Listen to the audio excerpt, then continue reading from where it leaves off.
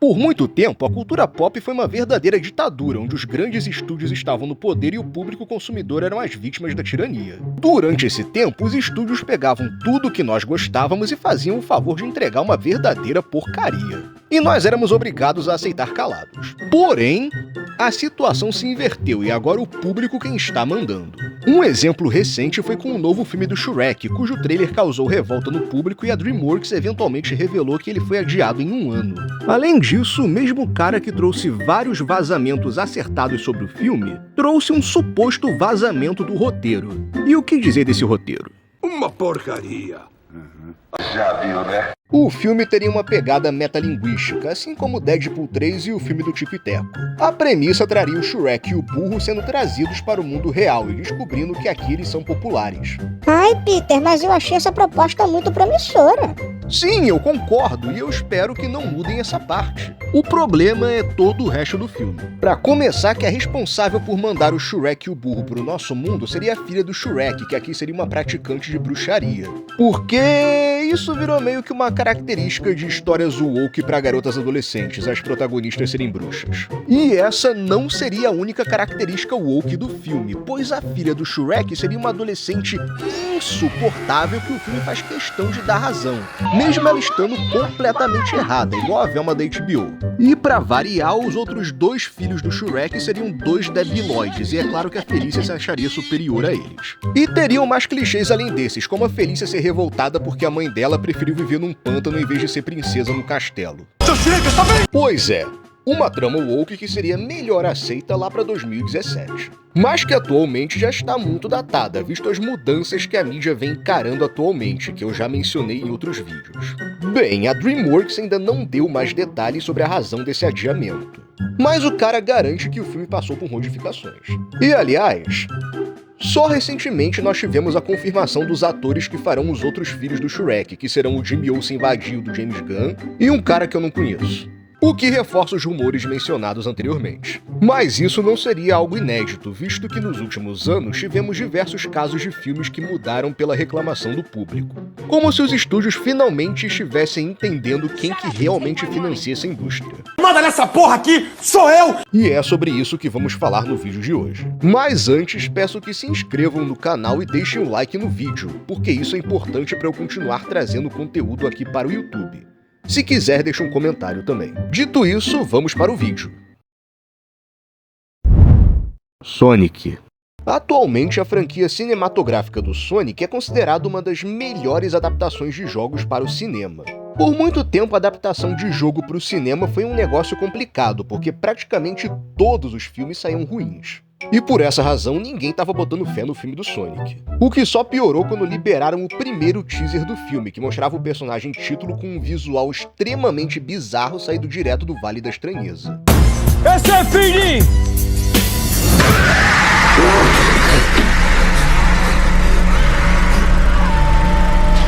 Pois é, vocês podem imaginar a reação do público ao ver isso. Tanto que não demorou muito para o próprio estúdio anunciar que iria refazer o design do Sonic do zero. E logo tivemos um upgrade considerável no visual dele. Inclusive, isso gerou teorias conspiratórias entre o fandom de que tudo não passou de uma jogada de marketing para atrair atenção para o filme. O que não é verdade, visto que o estúdio responsável pelos efeitos especiais do filme foi a falência por ter que recriar completamente o visual do Sonic em um prazo apertado antes do lançamento. A artista Ivel Martinez, que trabalhou no filme, não só confirmou que o Sonic feio não foi uma jogada de marketing, como também revelou que havia um design semelhante do Tails, personagem que aparece na cena pós-créditos do filme, e que ele era idêntico a isso. Liga da Justiça. Eu já falei algumas vezes aqui no canal sobre o antigo DCU, que foi a primeira tentativa da Warner de criar um universo compartilhado com os heróis da DC para competir com o MCU da Disney. Essa franquia foi cercada de polêmicas envolvendo a produção dos filmes. Mas definitivamente um dos eventos mais complicados envolvendo os bastidores do antigo universo estendido da DC Comics foi com o filme da Liga da Justiça. Um projeto que estava cercado de grandes expectativas, uma vez que seria o primeiro blockbuster de cinema focado na maior equipe equipe de super-heróis da história. Os problemas começaram quando o diretor Zack Snyder se afastou da produção devido a uma tragédia pessoal. E o estúdio viu nisso uma oportunidade de substituí-lo por Joss Whedon, que havia dirigido vários filmes de sucesso na franquia concorrente, como o primeiro Vingadores. Mas o resultado não poderia ser mais desastroso, visto que Whedon decidiu fazer várias refilmagens em um período apertado antes do lançamento, resultando em um filme completamente retalhado, com péssimos efeitos especiais e cheio de momentos constrangedores. Mas acho que a maior polêmica envolvendo esse filme envolve o Henry Cavill, o intérprete do Superman. Como a produção já estava bem avançada e as gravações já estavam praticamente concluídas, ele pegou um papel no filme Missão Impossível Efeito Fallout, onde ele usaria um bigode e, por questões contratuais, ele não poderia raspar. Mas, como dito anteriormente, o Whedon resolveu fazer refilmagens em cima da hora, e a solução que ele encontrou foi apagar o bigode com CGI. Mas pra variar ficou uma merda. Me dá um beijinho. Enfim, por muito tempo houveram rumores sobre a existência de um corte do diretor desse filme, algo que o estúdio negou a princípio. Porém, logo começou uma campanha massiva pelo lançamento da versão do diretor de Liga da Justiça, e até atores envolvidos com a produção do filme entraram nessa. E a campanha acabou dando resultado, já que o corte original de Liga da Justiça foi lançado no HBO Max em 2021, ficando em primeiro lugar na sua semana de estreia e se tornando o quarto filme mais assistido naquele ano. Essa é considerada uma das maiores vitórias do público sobre os engravatados dos grandes estúdios, ao lado do Sonic citado anteriormente. Os deuses, mano! Quarteto Fantástico. Pois é, acho que esse é o último filme que você esperaria encontrar numa lista como essa. Apesar de serem uma das equipes mais importantes do universo de heróis da Marvel Comics, o Quarteto Fantástico teve um histórico ruim com adaptações cinematográficas, com todas as tentativas de trazer os personagens para as telonas terminando em fracasso.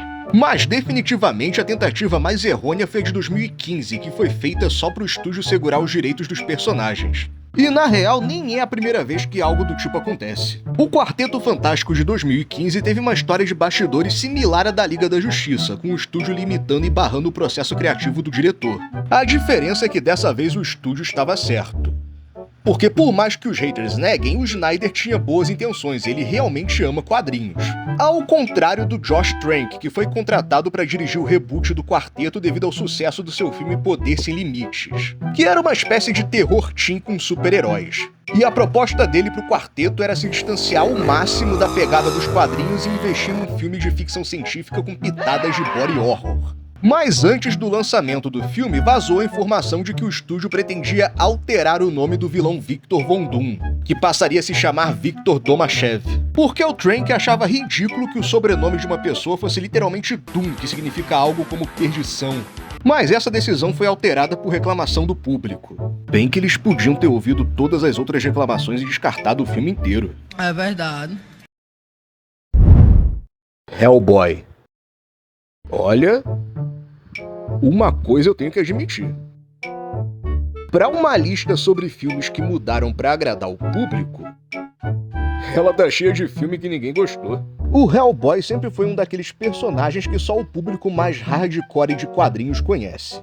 Porém, ele ganhou uma popularidade a mais com o povão quando ganhou um filme em 2004, dirigido pelo Guillermo del Toro e com o Vermelhão sendo interpretado pelo Ron Perlman, que já parece o personagem naturalmente, praticamente só pintaram de vermelho. E após 2 filmes que o público curtiu muito, os fãs esperaram muito tempo por um terceiro filme para fechar a trilogia. Mas em vez disso foi anunciado um reboot. Pois é, o público obviamente não reagiu bem, e geralmente no meio dos fãs de quadrinhos o pessoal tende a julgar os que reclamam dos anúncios antes do resultado final, porque se tornou algo comum que as escolhas que pareciam péssimas acabassem surpreendendo. Mas é claro que isso não é uma regra definitiva. O que foi o caso desse Hellboy de 2019, que foi um verdadeiro desastre. Lixo! E antes do lançamento do filme, houve uma polêmica devido à escalação do ator Ed Skrein, que foi inicialmente escalado para viver o personagem Ben Daimio, o que gerou certa controvérsia, uma vez que o personagem originalmente tem ascendência asiática. Mas a polêmica acabou chegando ao próprio ator, que ao saber disso se retirou do projeto para que um ator asiático ocupasse o papel, que no final acabou ficando com o cara do meme do Bom Doutor. I am a surgeon! I am a surgeon! E quem disse que isso é problema meu? Parece que nesse caso a atuação não é mais importante do que a caracterização, não é mesmo? Enfim. Tartarugas Ninjas. A adaptação dos Irmãos Tartarugas Mutantes produzida por Michael Bay não é tão polêmica quanto os outros dois tópicos anteriores. Mas ainda assim é um filme que não foi muito bem recebido pela crítica especializada e as opiniões do público são bem divisivas. O filme pega muita inspiração nos quadrinhos da IDW, onde a origem das tartarugas é bem similar à desse filme. O diretor Jonathan Liebesman também queria se aproximar mais da proposta dos primeiros quadrinhos desses personagens, que, ao contrário do desenho animado dos anos 80, que foi onde a maioria conheceu as tartarugas, tinha uma proposta mais sombria e violenta. Você é tão sombrio. E acho que esse foi provavelmente um dos filmes que mais mudou por pressão do público. Uma vez que uma das primeiras declarações de Bay dizia que as tartarugas seriam alienígenas em vez de mutações. Mas logo ele consertou o que disse e explicou que, na verdade, a substância que deu origem a elas seria de origem alienígena. O que na real nem é algo novo, visto que na série animada de 2012 a substância que deu origem às tartarugas também era de origem alienígena. E no filme é possível notar a inscrição TCRI no frasco. Nos quadrinhos, a TCRI é uma corporação que secretamente é controlada por alienígenas. Ah, agora eu entendi! Mas um rumor bem mais polêmico que surgiu antes do lançamento do filme foi de que o personagem de William Fichtner, que foi criado para o filme que não tinha aparecido antes em nenhuma outra mídia das tartarugas, teria sido criado para substituir o Destruidor, o vilão mais icônico do grupo. Tanto que seu nome, Eric Sachs, tem uma pronúncia muito semelhante com Uruko Saki, que é o nome verdadeiro do Destruidor. E é óbvio que o público não curtiu muito. No final, o Destruidor acabou aparecendo mesmo no filme, mas é possível notar que ele parece deslocado da trama principal, como se tivessem adicionado ele de última hora. E também, outro indício que fortalece esse rumor é o próprio trailer do filme, onde o Sax aparece encarando a armadura do Destruidor. Também há uma cena deletada onde o Sax veste uma luva semelhante à do Destruidor. Além disso, o filme também ganhou um jogo para Nintendo 3DS, onde o Sax era o Destruidor, o que é praticamente uma confirmação. Realmente. Transformers. E ainda falando em Michael Bay, embora a franquia de filmes dos Transformers baseada nos brinquedos da Hasbro seja o seu trabalho mais popular, os filmes têm uma reputação bem divisiva, com alguns os considerando um bom entretenimento e elogiando a qualidade do seu CGI, enquanto outros consideram a franquia uma das piores do cinema e um misto do que há de mais negativo no estilo do diretor, como excesso de explosões, apelo sexual exagerado e piadinhas de quinta série. O primeiro filme, lançado em 2007, é provavelmente o mais bem aceito pelo público e muitos o consideram o melhor da franquia. Não à toa, o filme é considerado um marco dos anos 2000 e tem uma das cenas consideradas mais emblemáticas da época, onde Optimus Prime discursa ao som de Linkin Park. Eu sou Optimus Prime e mando esta mensagem para qualquer Autobot sobrevivente que esteja refugiado entre as estrelas. Estamos esperando.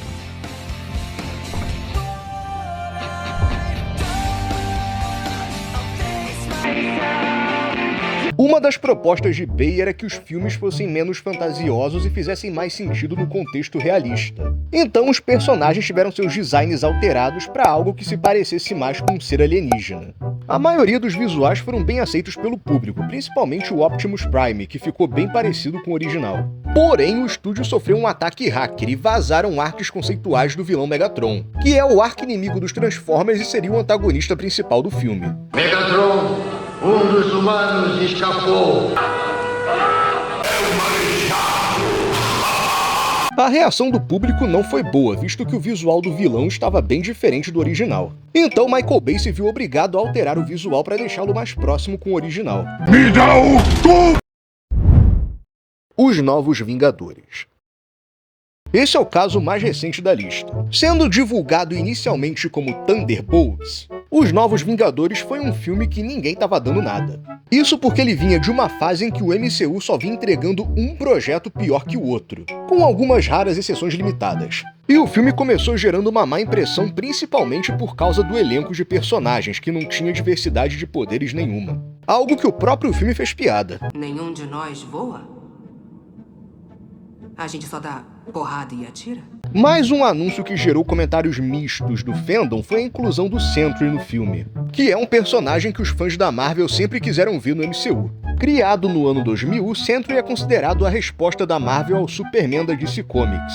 é também considerado um dos personagens mais poderosos do universo Marvel. É dito que o poder do Sentry equivale a 1000 sóis explodindo. Seja lá o que isso quer dizer. Enfim, as polêmicas a respeito da inclusão do Sentry no MCU vinham do péssimo costume da Marvel de trazer personagens com visuais descaracterizados. E a princípio o público estava correto em se preocupar, visto que o ator escolhido para viver o Sentry, que é conhecido por parecer um Kurt Cobain marombeiro, foi o Glenn do The Walking Dead. O quê? Pois é. Não preciso dizer como o público reagiu a isso. Porém, para surpresa de muitos, logo foi anunciado que ele deixou o elenco do filme e posteriormente foi substituído pelo filho do Bill Pullman, que surgiu com um visual bem mais fiel aos quadrinhos. Curiosamente, o papel mais famoso dele é no filme Top Gun Maverick, onde ele interpreta um personagem que tem o mesmo nome do Sentry. Como te chama? Bob. Eu sou o Bob.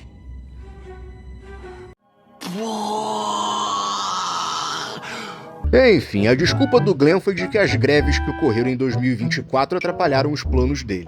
Mas muitos acreditam que essa decisão foi tomada devido à série de fracassos que o MCU vinha enfrentando na época. Então eles precisavam que o filme passasse uma boa impressão. Infelizmente não funcionou, porque o filme foi um fracasso comercial, provavelmente motivado pela onda de fracassos anteriores. Porém, quem assistiu ao filme disse que ele era um dos melhores lançamentos do MCU dos últimos tempos. Eu só espero que esse fracasso não impossibilite novas produções boas no futuro. Eu também. E esse foi o vídeo de hoje. Muito obrigado a você que assistiu até aqui. Não se esqueça de deixar o like e, se possível, deixe um comentário também. Um forte abraço e... tchau!